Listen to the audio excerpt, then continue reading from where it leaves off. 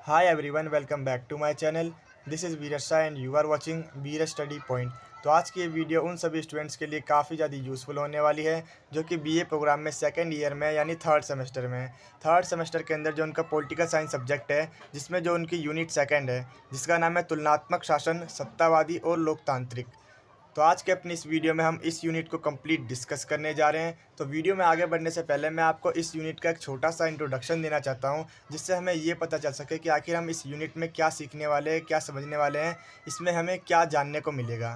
इसके अलावा हम जो इसके जो प्रीवियस ईयर क्वेश्चंस है उसे भी डिस्कस करेंगे, सो दैट हमें इस बात की नॉलेज हो जाए कि आखिर एग्ज़ाम में इस यूनिट से और किस किस टाइप से क्वेश्चन बन सकते हैं। आफ्टर दैट हम इसके आंसर्स को भी डिस्कस करेंगे, सो दैट हमें इस बात की नॉलेज हो जाए कि आखिर हमें अपने आंसर्स को एग्ज़ाम में किस तरह से प्रेजेंट करना है, जिससे हम अच्छा स्कोर कर सकें अपने एग्ज़ाम में। तो जैसा कि आपके चैप्टर के नाम ही से पता चल रहा है, सत्तावादी और लोकतांत्रिक, यानी कि इसके अंदर हमें सत्तावादी शासन होता क्या है इसके बारे में जानने को मिलेगा, इसकी क्या क्या विशेषताएं होती है इसके बारे में जानने को मिलेगा, इसके क्या क्या लक्षण होते हैं, ये सभी चीज़ें जानने को मिलेंगी। इसके अलावा जो हम बचपन से पढ़ते हुए हैं लोकतांत्रिक शासन, इसके बारे में जानने को मिलेगा एंड इसके जो लक्षण होते हैं, जो विशेषताएं हैं, उसके बारे में हम चर्चा करेंगे। एंड जैसा कि आपको चैप्टर के नाम ही से पता चल रहा है तुलनात्मक शासन, यानी कि इनकी विशेषताओं के पढ़ने के बाद हमें इन दोनों के बीच कंपैरिजन करना है, इन दोनों की तुलना करनी है। ठीक है, तो ये मैंने आपको इसका एक छोटा सा इंट्रोडक्शन दे दिया, जिससे हमें ये पता चल सके कि हम क्या सीखने जा रहे हैं आज के अपने इस वीडियो में। तो बिना टाइम वेस्ट करते हुए हम बढ़ते हैं अपने वीडियो की तरफ। तो सबसे पहले मैं आपको दिखाना चाहता हूँ एग्ज़ाम में इस यूनिट से किस किस टाइप से क्वेश्चन पूछे गए हैं। 2022 के पेपर में पूछा गया था तुलनात्मक परिक्षेप में लोकतांत्रिक और सत्तावादी शासन का मूल्यांकन कीजिए। ठीक है, 2021 के पेपर में पूछा गया था सत्ता से आप क्या समझते हैं, उदाहरण के साथ बताइए कैसे सत्तावादी और लोकतांत्रिक शासन व्यवस्थाएं एक दूसरे से भिन्न है। यानी कि आप ये सभी क्वेश्चन पढ़ोगे तो आप एक ही कंक्लूजन पर पहुंचोगे कि इसमें हमसे लोकतांत्रिक शासन और जो सत्तावादी शासन है उसके बीच डिफरेंस पूछ रहा है। ठीक है, मैं आपको और क्वेश्चन दिखा देता हूँ और किस किस तरह से आए हैं एग्जाम में। ठीक है, आप इसका एक स्क्रीनशॉट लेना एंड अपनी कॉपी में नोट कर लेना। ठीक है,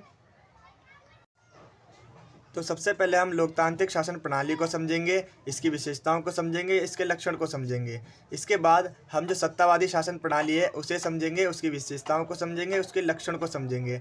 आफ्टर दैट हम लोकतांत्रिक शासन प्रणाली और जो सत्तावादी शासन प्रणाली है उसके बीच तुलना करेंगे, उसके बीच कंपैरिजन करेंगे। ठीक है, तो जो लोकतांत्रिक शासन प्रणाली है, जे सुम पीटर के शब्दों में लोकतांत्रिक प्रणाली का अर्थ एक ऐसी संस्थागत व्यवस्था से है जिसमें जो जनता है वो स्वयं ही सभी विषयों पर निर्णय लेती है। अब जनता खुद तो सभी विषयों पर निर्णय नहीं ले सकती, इसलिए जनता क्या करती है, अपने प्रतिनिधियों का चुनाव करती है। ठीक है, जिससे ये जो लोग हैं वो जनता की जो इच्छा है, जन इच्छा को ध्यान में रखकर कानून का निर्माण कर सकें। ठीक है, अगर आप ऐसी ऐसी डेफिनेशन लिखते हो अपने एग्ज़ाम में तो आपको अच्छे मार्क्स मिलने की उम्मीद ज़्यादा रहती है, इससे जो टीचर होते हैं उन पर अच्छा इंप्रेशन पड़ता है।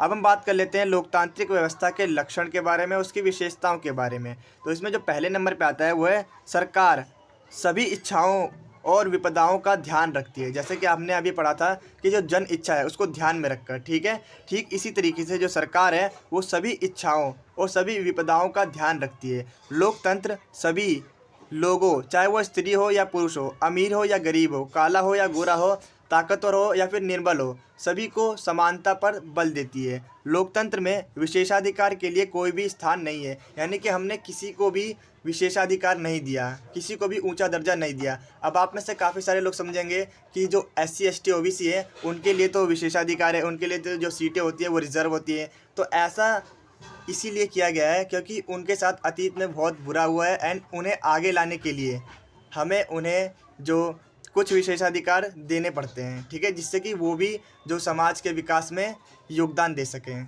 ठीक है, तो इसीलिए उन्हें विशेषाधिकार दिए गए हैं। बाकी जो लोकतंत्र है वो किसी भी व्यक्ति हो, चाहे वो अमीर हो, चाहे गरीब हो, चाहे ताकतवर हो, चाहे कमज़ोर हो, सभी के लिए समानता के अधिकार पर बल देती है। ठीक है, तो इसका जो सेकंड पॉइंट है वो है शासन का अर्थ विवेक है, ना कि बल प्रयोग। अब तानाशाही में क्या होता है, तानाशाही दमन और आतंक पर आधारित होती है, तानाशाही बल का प्रयोग अधिक करती है, यानी कि वो जोर जबरदस्ती करती है। ठीक है, इसके विपरीत अगर हम उदार लोकतंत्र की बात करें तो जो सैनिक सत्ता और प्रशासन के ऊपर जनप्रतिनिधियों का नियंत्रण होता है, यानी कि सबसे ताकतवर कौन है लोकतंत्र में, स्वयं जनता है। और वहीं सब पे नियंत्रण करती है। अगर उसके द्वारा जो प्रतिनिधि है वो अच्छा काम नहीं करते तो वो उसे हटा भी सकती है। यानी कि इस तरीके से हम कह सकते हैं सब पर किसका नियंत्रण होता है, जनता का नियंत्रण होता है। लोकतंत्र की ये मान्यता है कि सभी निर्णय उचित वाद विवाद यानी कि अच्छी तरह पहले डिस्कशन कर लो, उसके बाद ही किसी निर्णय पे आओ, उसके बाद ही जो डिसीजन है वो लागू किए जाए, ना कि हिंसा और शक्ति का प्रदर्शन द्वारा। ठीक है। अब जो थर्ड पॉइंट है, जनता का राजनीतिक शिक्षण। ठीक है। लोकतंत्र में राजनीतिक दल होते हैं जो कि जनता को राजनीतिक शिक्षा का पाठ पढ़ाते हैं, उनके उनके क्या अधिकार हैं उनके बारे में भी बताते हैं। ठीक है। और उन्हें उनके अधिकारों के बारे में बताते हैं। राजनीतिक दल जनता की अपेक्षाओं और आकांक्षाओं यानी कि वो क्या चाहते हैं सरकार से, वो सरकार तक पहुंचाते हैं। ठीक है। और सरकार जन कल्याण के कार्य करना शुरू कर देती है। ठीक है। अब जो इसका फोर्थ पॉइंट है, देशभक्ति की भावना का विकास। जब नागरिक लोकतंत्र से जुड़े होते हैं तो उनमें जो देश भावना है उसका विकास होता है। ठीक है। देश भावना उत्पन्न होती है क्योंकि उन्हें क्या लगता है कि जो राज्य है वो उनका है, वो खुद का है। ठीक है। और इससे क्या होता है, सभी नागरिक देश के लिए बड़े से बड़ा बलिदान देने के लिए आगे होते हैं। ठीक है। जैसे कि आपने फौजी को देखा ही होगा एंड आपने अपने एरिया में काफ़ी सारे देशभक्तों को भी देखा होगा जो कि अपने देश के लिए मर मिटने के लिए तैयार होते हैं। ठीक है। तो अब हम बात कर लेते हैं सत्तावादी या फिर अधिनायकवादी शासन प्रणाली के बारे में। ठीक है। S.A. फाइनर ने सत्तावादी शासन प्रणाली के 5 रूप गिनवाए हैं। ठीक है। जिसमें जो पहला है वो है बल प्रयोग और भय पर आधारित व्यवस्था है ये। ठीक है। जैसे अगर हम बात करें तानाशाही व्यवस्था। दूसरा जोड़ तोड़ और सीधा भाव पर आधारित व्यवस्था, जिसमें जो अमीर होते हैं और नेताओं होते हैं उनका ज़्यादा वर्चस्व होता है।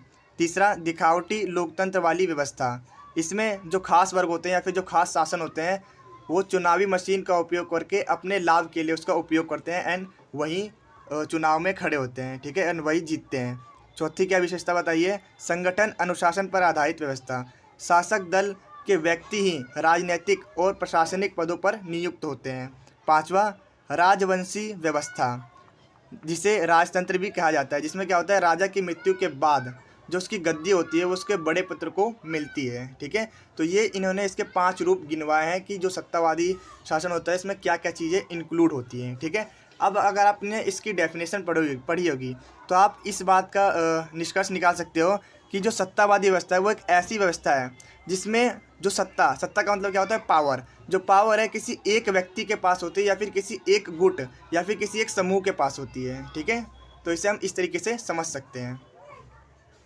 तो अब हम बात करने जा रहे हैं जो सत्तावादी या फिर तानाशाही शासन है उसकी विशेषताओं के बारे में, उसके लक्षणों के बारे में। ठीक है। इसमें जो फर्स्ट पॉइंट है वो है एक व्यक्ति अथवा गुट शासन। यानी कि जैसे कि मैंने आपको बताया था इसमें जो सत्ता होती है यानी कि जो पावर होती है वो किसी एक व्यक्ति के पास होती है या फिर किसी एक समूह के पास होती है एंड वो क्या करते हैं, अपने जो भी नियम होते हैं वो जोर ज़बरदस्ती से अपने राज्य में लागू करते हैं। तानाशाही व्यवस्था में जो सत्ता होती है उसका पूर्ण केंद्रीकरण देखने को मिलता है, यानी कि पूरी पावर किसी एक व्यक्ति अथवा एक समूह के पास होती है। तानाशाही समानता और स्वतंत्रता में विश्वास नहीं रखते। अब जो इसका सेकंड पॉइंट है, विशुद्ध संविधान जैसी कोई चीज़ नहीं होती। तानाशाही की शक्तियाँ असीमित होती है। ठीक है। यानी कि अनलिमिटेड होती है। संविधान या तो उसमें होता ही नहीं है या अगर होता भी है तो जो नागरिकों की वास्तविक जो स्वतंत्रता है वो प्रदान नहीं की जाती। थर्ड पॉइंट है राजनीतिक दलों और प्रचार साधनों पर पाबंदी। सत्तावादी शासन में विरोधी दल के लिए कोई स्थान नहीं होता क्योंकि इसमें एक ही पार्टी होती है एंड और किसी पार्टी को ये आने ही नहीं देते। जैसा कि आपको चाइना में पता होगा एक वन पार्टी सिस्टम है। ठीक है। तानाशाही की पार्टी के अलावा और किसी पार्टी का गठन नहीं किया जा सकता। राजनीतिक गतिविधि एक ही दल के माध्यम से की जाती है। ठीक है। अब नेक्स्ट पॉइंट है आतंक और हिंसा।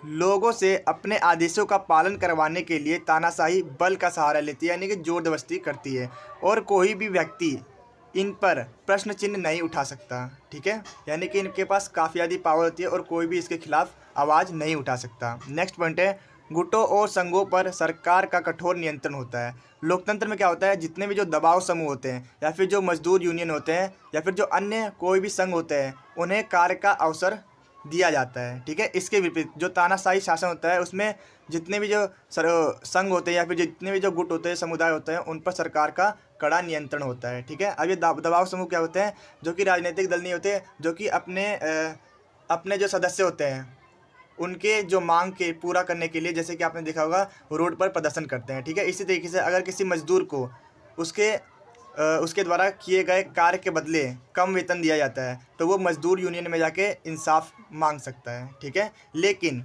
जो सत्तावादी शासन होता है उसमें इन दोनों के लिए कोई भी स्थान नहीं दिया जाता है, ठीक है। अब हम बात कर लेते हैं सत्तावादी शासन की लोकतंत्र से तुलना, ठीक है। यहाँ पर अब हम दोनों के बीच कंपैरिजन करेंगे। तो सत्तावादी शासन लोकतंत्र का स्थान नहीं ले सकता, ठीक है। अब नीचे दिए गए बिंदु लोकतंत्र और तानाशाही के बीच कुछ भेद बताते हैं, उनके बीच कंपैरिजन करते हैं, ठीक है। जिसमें जो पहला हमारे कंपैरिजन का पॉइंट है वो है आतंक और बल प्रयोग पर आधारित व्यवस्था। तानाशाही दमन और आतंक पर आधारित होती है, तानाशाही बल का प्रयोग अधिक करती है, ठीक है। इसके विपरीत जो उदार लोकतंत्र होता है उसमें सैनिक सत्ता और प्रशासनों के ऊपर जनता का नियंत्रण होता है, ठीक है। लोकतंत्र की मान्यता है कि सभी निर्णय उचित वाद विवाद के बाद ही लिए जाएं, ठीक है, ना कि हिंसा और शक्ति का प्रदर्शन द्वारा किया जाए। और वास्तव में वहीं जो सरकार होती है, वहीं जो शासन प्रणाली सबसे अच्छी होती है, जिसमें जो वैधानिक तरीके से सरकार चेंज होती रहे, सरकार बदलती रहे, ठीक है। एग्जाम्पल की बात करूँ तो लोकतंत्र है, ठीक है। नेक्स्ट पॉइंट है शक्तियों का अत्यधिक केंद्रीकरण। लोकतंत्र में शासन का पहिया है वो बहुत धीरे धीरे चलता है, क्योंकि इसका जो लोकतंत्र का एक नेगेटिव पॉइंट ये भी है कि इसमें बस डिस्कशन ही होते जाते हैं, लेकिन जो निर्णय होता है उसे जो इम्पैक्ट करना होता है उसमें काफ़ी ज़्यादा टाइम लगता है, जिससे कि जो इसका ग्रोथ है वो काफ़ी ज़्यादा धीरे धीरे से होता है, ठीक है। इसके विपरीत अब तानाशाही में क्या होता है, सिर्फ और सिर्फ एक ही राजा होता है, ठीक है। एक ही व्यक्ति होता है जिसके पास पूरी पावर होती है और वो तुरंत डिसीजन ले सकता है, जिससे कि क्या होगा, उसका जो कंट्री है वो जल्दी जल्दी डेवलप कर सकता है, ठीक है। लेकिन इसके विपरीत तानाशाही सरकार बड़ी तेज़ी से कोई भी निर्णय ले सकती है, ठीक है, लेकिन उससे हानि भी उठा सकती है। अगर जो तानाशाह है यानी कि जो व्यक्ति है उसका निर्णय गलत हुआ तो इसका जो भुगतान है उसे पूरे देश को करना पड़ सकता है, ठीक है। देश को भारी नुकसान उठाना पड़ सकता है अगर जो तानाशाह है यानी कि जो व्यक्ति है जिसके पास पूरी पावर है, अगर उसका डिसीजन गलत हुआ। अगर मैं एग्जांपल की बात करूं तो उदाहरण के लिए रूस पर हमला करना हिटलर की सबसे बड़ी भूल थी, ठीक है। और अंत में क्या हुआ, इसका जो पूरा हर्जाना है वो पूरे जर्मनी का विनाश का कारण बना, ठीक है, यानी कि पूरी जर्मनी को इसका नुकसान हुआ। अब नेक्स्ट पॉइंट है नागरिक स्वतंत्रता खतरे में पड़ जाती है। सामाजिक आर्थिक विकास के लिए स्वतंत्रता और समानता दोनों ही आवश्यक है। लोकतंत्र में नागरिकों की स्वतंत्रता सरकार द्वारा मान्यता होती है और सरकार इसकी रक्षा करती है। इसके विपरीत तानाशाही किसी भी तरह के विरोध को सहन नहीं कर सकती और वो स्वतंत्रता नहीं देते हैं और बल प्रयोग करते हैं, यानी कि जोर जबरदस्ती करते हैं। नेक्स्ट है विश्व शांति के लिए खतरा। इटली, जापान, जर्मनी की तानाशाही सरकारों ने आक्रामकारी नीति को अपनाया। फलस्वरूप क्या हुआ, संसार में द्वितीय विश्व युद्ध स्टार्ट हो गया, ठीक है। अब हम संक्षेप में क्या कह सकते हैं कि किसी भी जो देश है उसकी जनता सदा के लिए, हमेशा के लिए गुलामी के वातावरण में नहीं जी सकती, ठीक है। उन्हें जब अपने अधिकारों का पता चलेगा तो वो विद्रोह जरूर करेंगे। इसीलिए जब कभी अपने वास्तविक स्वतंत्रता के लिए जब वो संघर्ष करेंगे, ठीक है, तो तानाशाही का धराशायी हो जाएगा, यानी कि उसका विनाश हो जाएगा और लोग खुद को स्वतंत्र कर लेंगे, ठीक है। तो आज की वीडियो में बस इतना ही है। अगर आपको ये वीडियो यूज़फुल लगी हो तो प्लीज़ इसे लाइक शेयर सब्सक्राइब जरूर करें। Thank you so much.